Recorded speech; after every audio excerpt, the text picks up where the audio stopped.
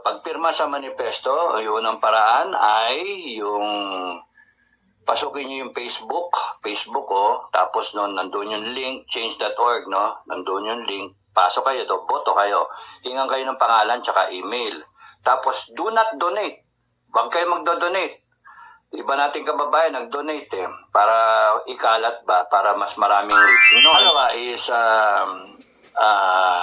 i-text nyo sa phone number ko yung pangalan, edad, occupation, pagka-retired, OFW, o kaya housewife, o kaya walang trabaho. Tapos nun, general location, wag na yung buong address. Kung Masbate, o Zamboanga, o Cagayan Valley, o kaya Bahrain, UAE, maganon ba? Canada, USA. Okay, California, USA. Yung ganun ba? Anyway, kung minessage nyo ako via phone number 0915-676-5373. Ulit, 0915-676-5373. Nandun, dilitaw na may number nyo. Ngayon, hindi ko masagot yung iba na mag-comment kayo dito, yung pangatlong way, sa pagpirma ng manifesto, pirma kayo dito sa ilalim, dito sa comment section dito. Comment section. At saka sa lahat na ng vlog, sabihin nyo, Sir, I would like to sign the manifest. Tapos nun, ilagay nyo na, name, age, occupation, whatever. Tapos nun, general location. At kung gusto niyo maglagay kayo ng number doon, phone number, kung very private kayo, yung Facebook account ninyo or email account ninyo or yung mismong YouTube account ninyo, yung pinangko-comment ninyo, yun na lang ang way to contact you. Kailangan kasi i-verify ko ma-verify pagka later on kung kinakailangan ma-verify, at least meron kayong iniwanan na footprint, no? Na at least inisip nyo rin yung safety ninyo. Kaya ayoko ibigay nyo yung total, yung kompletong address ninyo at saka yung full name na tama na yung middle initial. Okay, screenshot na lang dun sa Dado G. Enrique na messenger. Dado G. Enrique, screenshot nyo, tapos tatsagain kong isa-isahin. Wala akong kasama rin, isa lang ako. Hi guys, magandang araw sa inyo lahat. Ito na naman po ang inyong lingkod, si DIY KKB Informative. At ang matutunghayan po natin ngayon ay ang pag-explain ni Sir Dado, si Retired Captain Clemente Enrique. So ipapaliwanag niya dito kung gusto niyong bumoto, kasi sa akin din maraming nagtatanong kung paano ako boboto. Mini-message sa akin dito sa YouTube channel natin. So dito, kompletos recados na kumbaga yung ipapaliwanag ni Sir Dado dito sa kanyang YouTube channel, Pinoy Survivor. So ang unang-unang niyang way ay pumunta kayo dun sa kanyang Facebook account na ang name is Dado G. Enrique. So makikita nyo doon yung picture profile niya, kasama niya si Makoy, si Ferdinand Edralin Marcos Sr. So makikita nyo yun doon, yung picture profile niya. So again, Dado G, as in guwapo, G. Enrique. Dado G. Enrique. Yun yung Facebook account niya. Pwede nyo i-message siya doon. Pwede nyo kumbaga i-message siya doon at sabihin nyo lang, I signed. Tapos pangalan nyo, halimbawa, name nyo, tapos middle initial at yung last name nyo. So halimbawa, Juan G. de la Cruz. Tapos yung edad nyo ay susunod nyo. Halimbawa, sabihin nyo kayo 18 anyos. 18 above lang to guys. Botante lang po pwede rito. 18 years old above. Kahit na kayo kumbaga yan, kailangan botante lang yung magsasign sa manifesto ni Sir Dado. So yun ang first way. Yun ang unang po pwede natin gawin. Pasyalan nyo yung kanyang Facebook account, Dado G. Enrique. Tapos, ang pangalawang sinabi niya dito ay yung kanyang cellphone number. Kaya lang, hindi ko kabisado guys. Balikan nyo na lang yung intro ko. Naroon lahat. Naroon lahat yung phone number niya. Isa lang naman ang phone number niya. So, hindi ko kabisado guys eh. So, pakinggan nyo na lang doon. Inulit-ulit naman niya yung kanyang cellphone number. Tapos, ganun din. Same din. I-text nyo siya doon. Tapos, sabihin nyo lang, I signed. Tapos, yung name nyo. Yung middle initial. Initial lang. At yung last name. Yung apelyido nyo. Tapos, edad nyo. Tapos, ilalagay nyo yung, hindi nyo na ilalagay yung kompletong address nyo. Para ilalagay nyo lang doon kung ano yung trabaho nyo. Halimbawa ako, ang trabaho ko is, wala naman akong trabaho eh. So, ilalagay ko lang doon. Kung halimbawa, karpintero kayo, o kayo office worker, o kayo presidente ng bangko. Wow, presidente ng bangko. So, yan, kidding aside lang. Pero kung ano yung trabaho nyo. Trabaho niya kasi sa akin guys, ang nakalagay na wala akong trabaho. So, pwedeng ilagay nyo, senior citizen. Ako, PWD. Visually impaired. Yun ang lagay ko, wala kasi akong trabaho. So, kung ano yung pwede nyong sabihin ko wala kayong trabaho, di walang trabaho. No work. Tapos, then, ilalagay nyo kung ano yung address. Hindi naman yung kompletong address. Kagaya lang halimbawa, kayo nakatira doon sa Pampanga. Ilagay nyo Pampanga. Kung kayo nasa ibang bansa, Saudi Arabia, ilagay nyo KSA, Kingdom of Saudi Arabia. Yun. O kaya kung kayo nasa Hong Kong, lagay nyo lang Hong Kong. So again, ganito pwede nyo i-ano din sa kanyang YouTube channel din. Kahit anong kanyang video doon sa Pinoy Survivor. Click nyo yun, tapos punta kayo sa comment box. Tapos ilagay nyo yung, yun din, same process. I signed.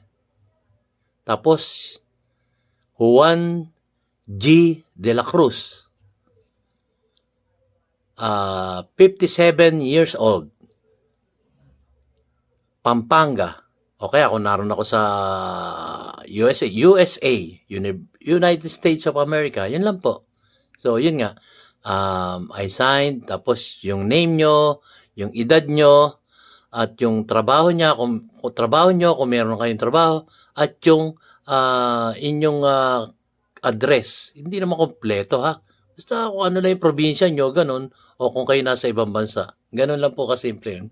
Ipinaliwanag ko, pero ipapaliwanag din ni Sir Dado.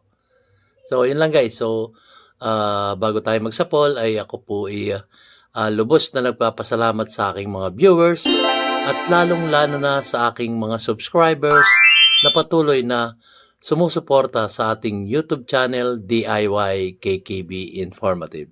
At ang YouTube channel ni Sir Dado, si retired Captain Clemente Enrique, ay Pinoy Survivor.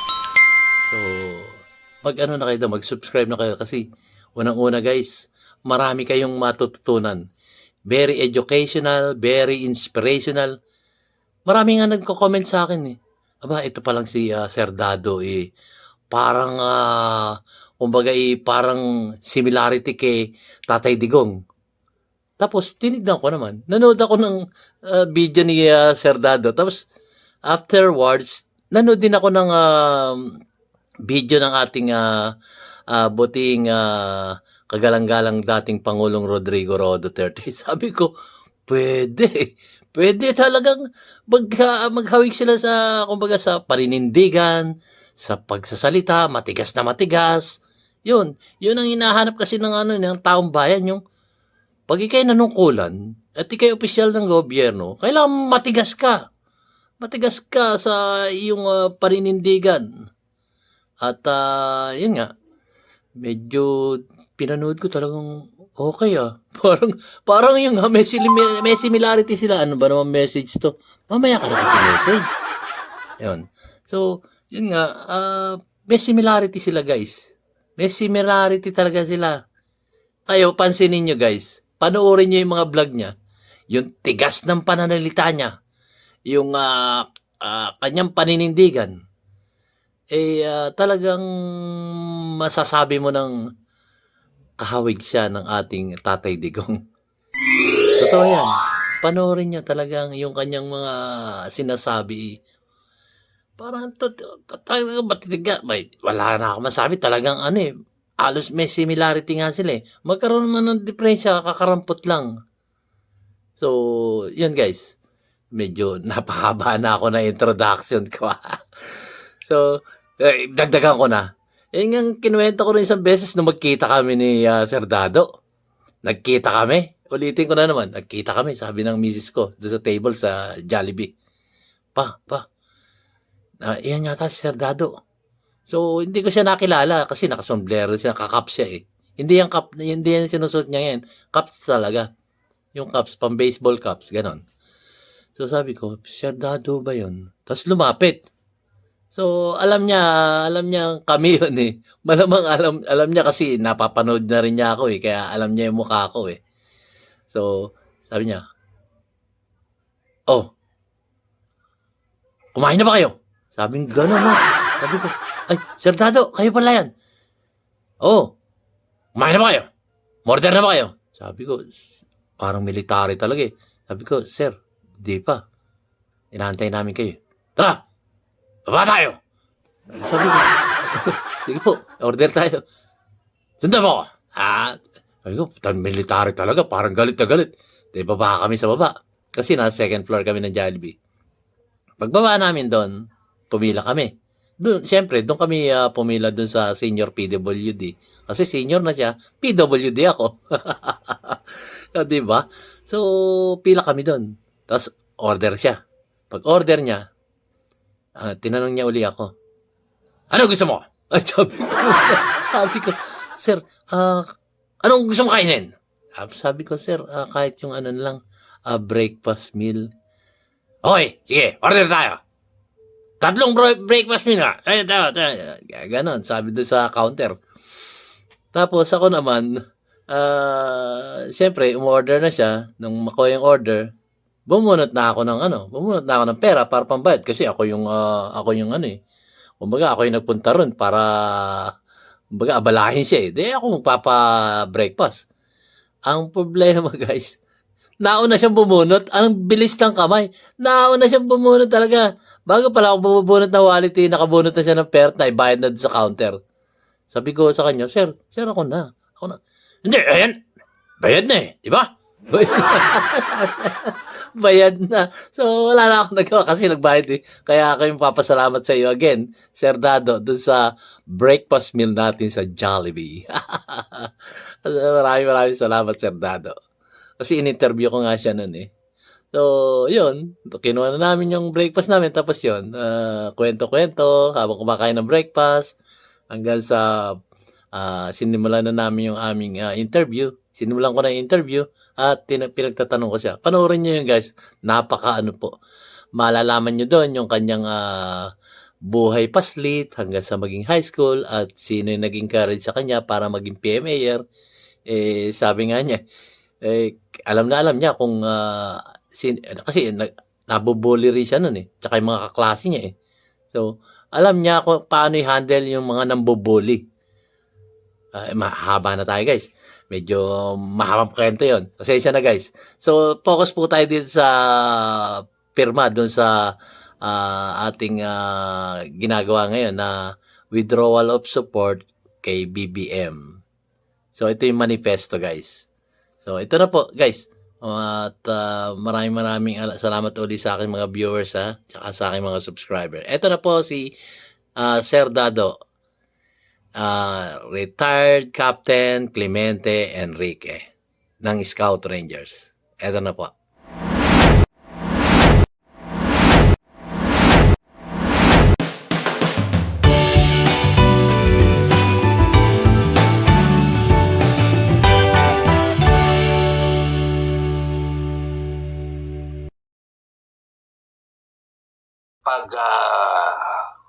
Anong tawag dito? Pagpirma sa manifesto, yung unang paraan ay yung pasukin niyo yung Facebook ko, tapos no, nandun yung link, change.org, no? Nandun yung link, pasok kayo, boto kayo. Hingan kayo ng pangalan tsaka email. Tapos, do not donate. Huwag kayo magdo-donate. Iba nating kababayan nag-donate para ikalat ba, para mas maraming reach. No, you don't have to donate. All you have to do is do sa choice, merong share button. Yun ang pindutin nyo. And then, may mga kung paano nyo i-share yun, email or Facebook account na friends ba. No, so yun, you do not donate. Yung pangalawa is i-text nyo sa phone number ko yung pangalan, edad, occupation, pagka-retired, OFW, o kaya housewife, o kaya walang trabaho. Tapos nun, general location, wag na yung buong address. Kung Masbate, o Zamboanga, o Cagayan Valley, o kaya Bahrain, UAE, maganon ba? Canada, USA. Okay, California, USA. Ganun ba? Anyway, kung minessage nyo ako via phone number 0915-676-5373. Ulit, 0915-676-5373. Nandun, dilitaw na may number nyo. Ngayon, di ko masagot yung iba na foreign number ang ginagamit, no? May na yung klasiko na cellphone, eh. So, hindi naman ako naka-plan. Naka-data lang ako. So, simpleng tao lang. So, that's one way. By after reading and understanding yung manifesto, bottom line, withdrawal of support. Kung bagas kung tatagalugin mo, nabudol ako. Nabudol ako. Tapos mag-withdraw kayo ng support kay BBM. You're just expressing your right because you are a voter, you are not happy with the way they're doing things. Tapos imbis na i-address nila, abay, mayabang pa, arugante pa. That's why, withdrawal of support. Hindi naman dapat yung withdrawal of support Dapat yan, demands lang, kagaya ginawa ng mga PMAer. No? Yung 154 ba yun na pumirma na PMAer. We demand! Mga ganun ba? Yun, hindi nila kayang takutin. Namili sila. Ako tinakot, tsaka si General Macanas, mga loko-loko no? Mga gago. Takutin nyo yung mga general. Takutin nyo yun. Tignan natin kung saan kayo pupulutin. Sa kampongan. Okay. So, nisip ko kung magde-demand din tayo, wala rin mangyari. Kasi doon sa PMA, wala nangyari. Pinalaya lang sila Doc Celis tsaka si Doc Badoy, pero accounting ng pera, walang sagot. Dinadagdagan pa, no? Lustay ng pera. So ngayon, yung huli kong tinalakay, yung PCSO pa, no? Yung Lotto, no? Tapos yung... teka lang guys. Ang tanong Komento natin. So guys, ito nga, yung withdrawal support, ito ay walang pilitan. Kung kayo ay hindi na nagagandahan o hindi na sumasang-ayon sa ating kasalukuyang gobyerno, eto. Kasi yung iba hindi makapagsalita, di ba? Hindi makapagsalita, ganon. Pag sasabihin nila sa mga kwentuhan dyan, ano masasabi mo kay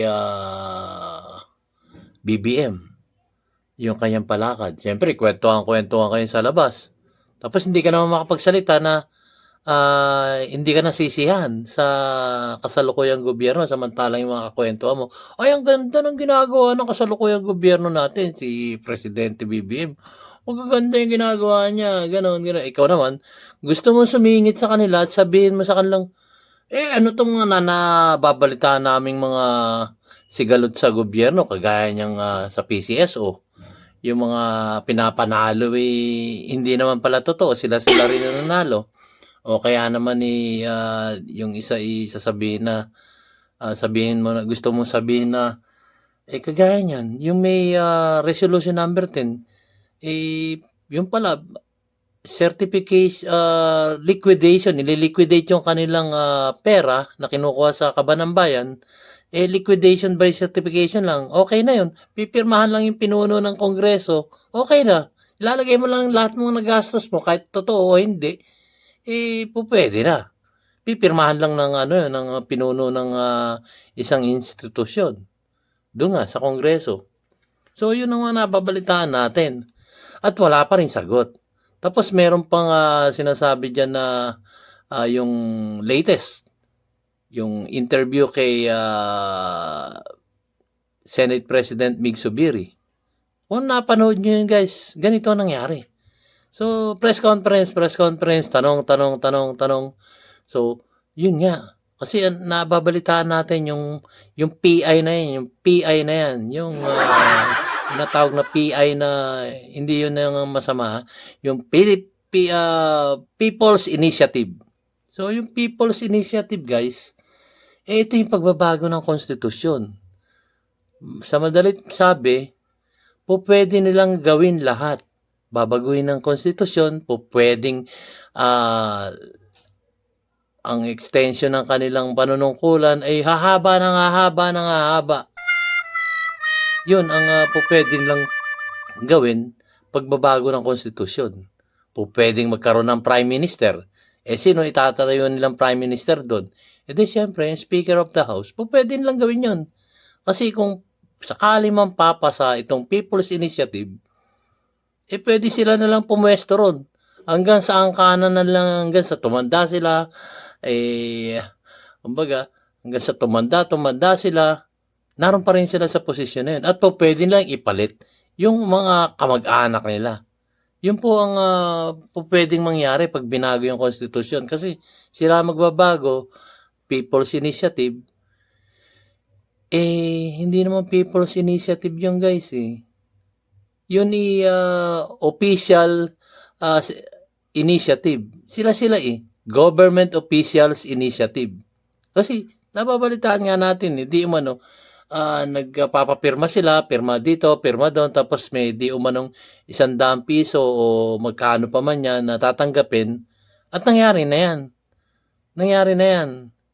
Kagaya nga ng ating sinabi ng ating buting dating Pangulong Rodrigo Roa Duterte, totoong nangyayari. May A1 information siya. Dating presidente, imposibleng hindi niya malaman yun. So, alam niya, may nangyayaring ganon. Napirmahan, tapos magbibigay pa ng pera. Nakakalungkot po. Hindi po People's Initiative yun. Yun po Government Official Initiative. Diba? Nakakalungkot. So, kung hindi nyo kayang sabihin yun doon sa mga kabarkada nyo, kwentuhan, eto na yung pagkakataon yung pumirma sa manifesto ni Sir Dado. Itong withdrawal of support na, kumbaga, wala na kailangan natin kumilos. Hindi naman po pwedeng kikilos tayo sa kalsada at tayo mag-people power. Hindi. Pangit yun. So, ito mapayapang pamamaraan. Alam nyo ba yung ginawa ni ating si Gat Jose Rizal? Nakipaglaban siya pero hindi siya pumunta sa kalsada. Ano ginawa ni Gat Jose Rizal noong panahon na yun? Sa hindi nakakaalam. Marami siyang sandata guys. Alam nyo mga sandata niya? Hulaan nyo muna. Bibilangan ko 3. 1, 2, 3. I-reveal ko na. Pero mag-subscribe kayo sa amin ni Sir Dado, dito sa DIY, KKB Informative, at dito sa kanyang Pinoy Survivor. So, nagkaroon pa ng agreement yan. Kidding aside lang yan, guys. So, ang sandata ni Gat Jose Rizal ay ang kanyang panulat. Ano yung panulat niya? Yung isang hibla ng pakpak ng ibon. Siguro yun sa Agila yun, kinuha. Kasi malaki. Ginawa niyang yung panulat yun. Plus, ang pangalawang sandata niya, yung tinta. Yung tinta ng ballpen. So, isasawsaw niya yun para makasulat siya. Wala siyang susulatan. So, kailangan niya ng papel. So, siyempre, nung araw may papel na. So, yun ang kanyang sandata, yung papel, yung pakpak ng ibon, at yung tinta. Yun ang naging sandata niya. Doon niya sinimulan na, kumbaga, ilahad yung kanyang mga hinaing sa gobyerno ng Kastila nung araw. So, ano yung mga sinulat niya? No Limitangere, El Filibusterismo, Ibong Adarna. Yun ang mga aklat na sinulat niya. So, laban siya sa gobyerno ng Kastila, gumawa siya ng mga nobela. Talagang sumulat siya na patama sa mga Kastila. So, kung alam niyo yung kung alam niyo yung mga nasulat niya, na naman tayo high school, lahat yun, tinake natin. Ibong Adarna, No Limitangere, El Filibusterismo. Yun ang pinakamatindi, yung El Filibusterismo. So, naihambing ko lang yun, guys, patungkol dito sa ating ginagawang manifesto ni Sir Dado. Kung hindi kayo makapaghiyaw-hiyaw dyan, at baka makasuhan pa kayo pag naghihiyaw kayo sa kalsada. So ito, mapayapang pamamaraan. Kagaya na ni Gat Jose Rizal, mapayapang pamamaraan at sumulat siya. Dito naman, sinimulan na ni Sir Dado ang manifesto patungkol sa withdrawal of support dahil nga nakikita natin hindi na maganda ang nangyayari sa ating lipunan ngayon at alam nyo naman, nararamdaman nyo rin naman yon. May mga vloggers dyan na tinatanggalan ng kanilang Facebook account at merong iba dyan na talagang pinapasok yung YouTube channel ng mga trolls. Kung ano-ano mga pinagsasabi, wala namang katuturan. Diba? So dito sa manifesto ng ating magiting na si Sir Dado, Manifesto Withdrawal of Support, kung kayo hindi na nasisiyahan sa gobyernong ito at nabudol kayo, pirma lang kayo. I sign. Yun nga, mayroon siyang 3 pamamaraan kung paano kayo magsasign. Lalagyan nyo na I sign. Tapos yung pangalan nyo, yung middle initial nyo, yung last name nyo, yung edad nyo, kung may trabaho kayo o wala, at yung inyong lalawigan, kumbaga. O kung kayo nasa ibang bansa, USA, kung kayo nasa Africa, kung kayo ay nasa Canada. So, basta kung anong bansa, yun lang ang susulat nyo. Tapos na. I-send nyo na lang sa kanya. Doon sa unang pamamaraan niya, cellphone number. Tapos, Facebook account niya, yung Dado G. Enrique. Nakasama nga si dating Presidente Ferdinand Edralin Marcos Sr. At yung iba pa na po pwede kayong screenshot nyo yung inyong I signed by, gano'n, at saka yung mga nyo. Kahit hindi na kayo mag-type doon, i-screenshot nyo na lang at i-send nyo sa messenger niya. Gano'n lang kasimple, guys. So, yun, walang pilitan to. Pero kung kayo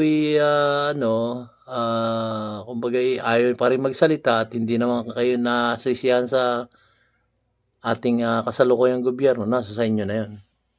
Pero, ipababaon nyo sa mga future generation? Ganito bang klase ng hawak ng gobyerno?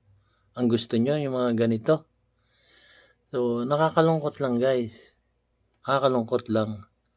So, sabi nga ni Sir Dado, nasa 15 or 16,000 na yung mga pumipirma. Konting-konti pa, parang tuldok lang sa isang typewriting yun. Tumuldok ka sa gitna. Yun lang ang naging pumirma sa manifesto niya. So, siguro, nasisiyahan na kayo sa pagpapamalakad ng kasalukuyang gobyerno. Baka ganun. Kami, kukonti siguro kami na hindi nasisiyahan. Bahala kayo. Huwag na lang kayo magre-reklamo kung magtaasan yung bilihin, yung sinisikil ang karapatan ng bawat isang mamayang Pilipino, yung ginagastos ng walang pakundangan yung ating pera sa kaban ng bayan. Huwag na kayo magre-reklamo. Kung gano'n rin lang, kayo pala pabor dun sa mga ganong pamamalakad ng gobyerno natin, huwag na kayong pumirma. Huwag rin kayo magrereklamo. So ituloy na po natin. Ang haba ng ano ko ah. Ang haba ng pamaliwanag ko ah. Bulol-bulol ka pa, DIY KKB. Ito na po. Bakit inimbestigahan yung loto? Mas pressing yung critical yung konstitusyon na PI, People's Initiative. Oh.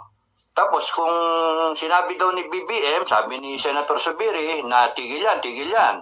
Okay. Bakit hindi si BBM ang nagsalita? Mahina yung mga ano ninyo yung mga handler. Dapat sinabi niyo, Mr. BBM, dapat kayo. Dapat nga, sinabi ni Senator Subiri, dapat ikaw ang magpakita para nasaan na nga yung Pangulo. Yun ang peg yung hinahanap ng tao, nasaan yung Pangulo. Tapos nun, papasalitain si Senator Subiri. Pangit din. Okay. So nandun na tayo. Tapos inimbestigahan yung loto. Tapos nun, yung PCSO ba? Tapos nun, ngayon, hindi pa ina-address yung pera. Okay. So ngayon, tatalakayin ko yung post ni Sasot, no? Galit na rin yung tao. Wala pumapansin sa kanya na seryoso ba? Serious naman yung sinasabi niya na dapat sagutin nyo naman yung resolution number 10, no? Sagutin nyo. Okay, so yung pangalawa is yung cellphone, 0915-676-5373. Hanggang ngayon sumasagot ako, kaya hindi ako nakaka-vlog, no? Hanggang ngayon, haba So, nag-thank you ako at dinadama ko ang bawat isa na text. Ngayon, kung merong isang linggo na, hindi ko pa nasasagot. Sorry, no? Kasi mahaba, ang dami. Yung pasok kasi sa cellphone ko iba nga, hindi kompleto. Kaya nga, pinapaulit ko. So, hopefully, mapagbigyan ko ng pansin. Marami rin akong gawain sa bahay. No? Lalaba, pinaliguan ko yung 8 aso. So, mga anak pa yung isang aso. Kaya medyo ako ngayon, magiging busy ako. At interview mamaya kay DIY KKB TV, no? So, supportahan niyo yung channel niya. Kung pwede kayong sa kanya, mag-subscribe, mas maganda. Sasabihin ko sa kanya, paki-interpret nga yung mga past ko na mga vlogs, lalo na yung buhay ko, no? Explain ko sa kanya para meron akong alter ego. Amazing! Walang question. Pero magtanong din kayo dito sa ating comment section. Tatry ko nga sagutin. Kasi dati naman gano'n nung sinasagot ko naman hanggat maaari. Na busy lang.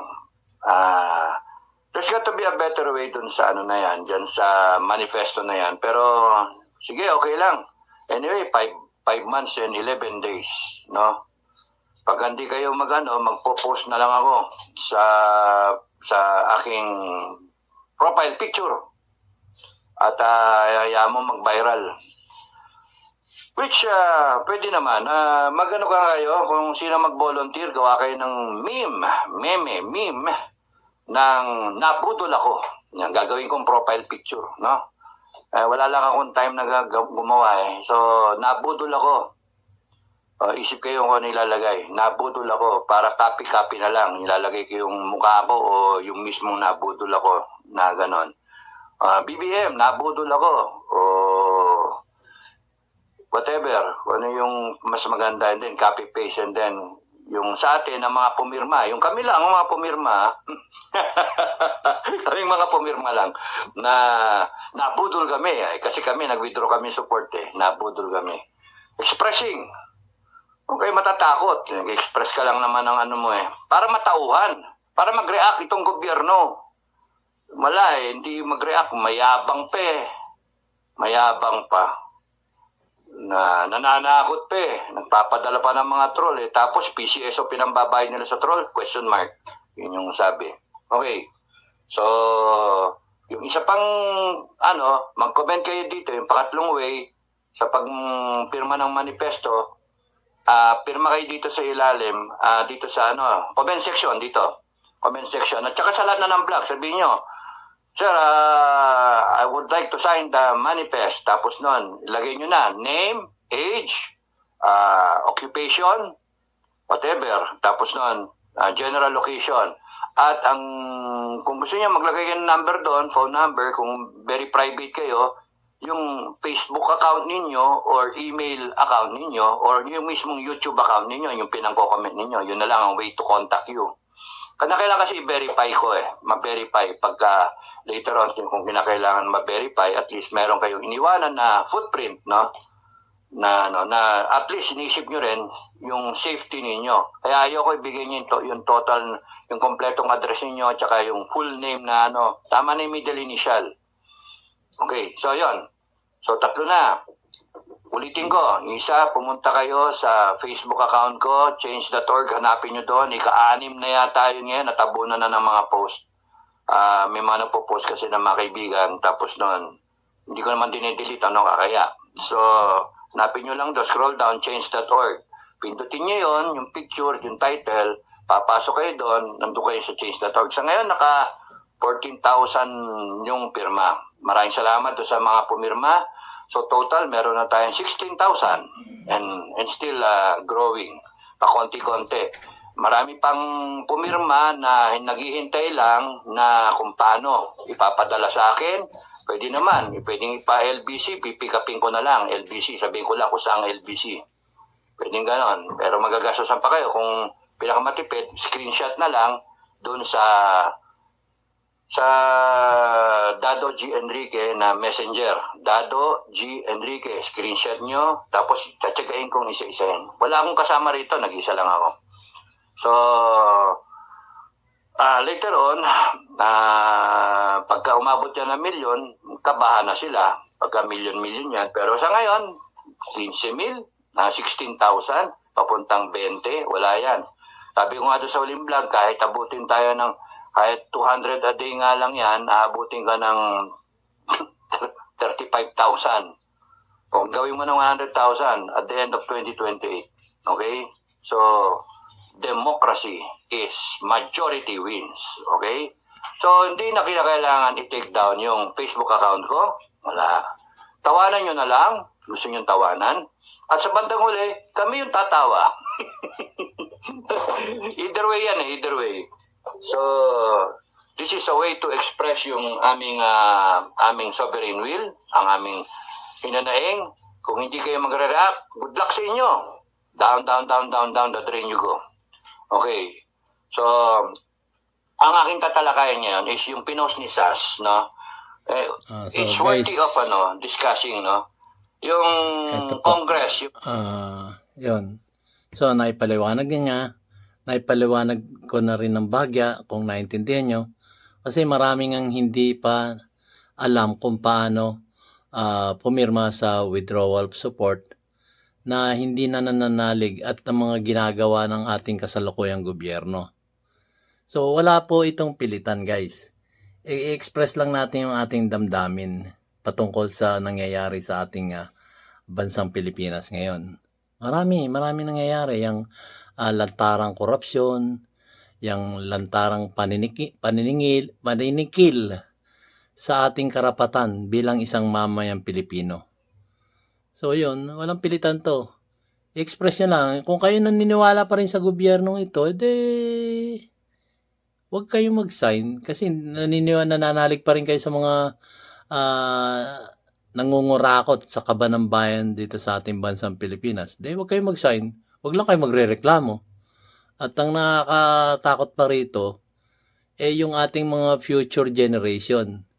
At dumating sa kanila, tapos tayo mga sobrang tanda na, halos hindi na tayo makapagsalita, halos utal-utal na tayo magsalita, sisisihin pa tayo ng mga mga apo-apo natin at yung mga anak-anak o apo natin sa tuhod, apo natin sa talampakan, kung abot man tayo sa ganung punto, sisisihin pa tayo ng mga yon. Sabihin nila, ito pala nangyayari na nung araw, nung panahon nyo lolo Bakit hindi man lang kayo tumindig at pinaglaban ng inyong karapatan? Nasisi pa tayo ngayon, di ba? So, yun ang mga nakakatakot dun. Tayo pa yung masisisi ng mga future generation ng ating mga kapwa-tao dito sa Pilipinas, dito sa ating inang bansang Pilipinas. Yun ang nakakatakot, guys. So, Kung kayo hindi na kayo nasisihan sa pamamalakad ng gobyerno, express nyo. Express your feelings. English yun, DIY KKB. Express your feelings. Okay. So, yun guys. Walang pilitan to. Mag-sign kayo kung kayo'y nabibigatan na sa inyong mga dinadala sa buhay. Kagaya ko, nabibigatan na rin ako eh. Kasi nga sa mga nakikita nating mga anomalya sa pamamalakad ng ating gobyerno sa kasalukuyan. So, mag-isip-isip din kayo guys. Alam kong maraming nabudol sa atin. So, ano ba naman yung mag-sign kayo sa manifesto ni Sir Dado ng Pinoy Survivors? Subscribe na kayo sa kanya. So, yun guys. So, hanggang dito na lamang po.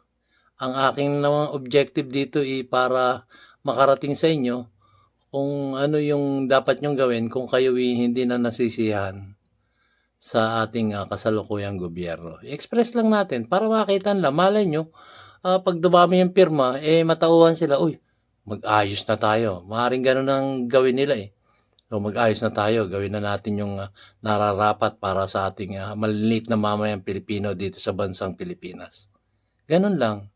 So pagka sila medyo na-aware na, no? Uy, ang dami nilang pirma. Mag-ayos na tayo.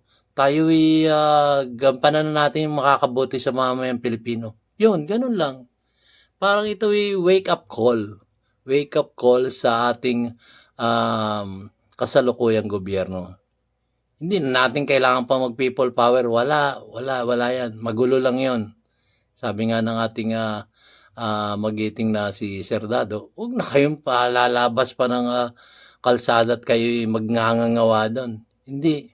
Huwag na natin ulitin pa yung mga nakaraan na gano'n, na bloody coup, yung mga gano'n. Hindi na. Dito na lang tayo sa ginagawang kagaya ng ating sigat Jose Rizal. Pirma lang, sulat lang. Okay na yon. So, hanggang dito lamang po guys. At maraming salamat po sa inyong panonood sa aking mamunting YouTube channel, DIY KKB Informative. At maraming salamat po sa aking mga subscriber.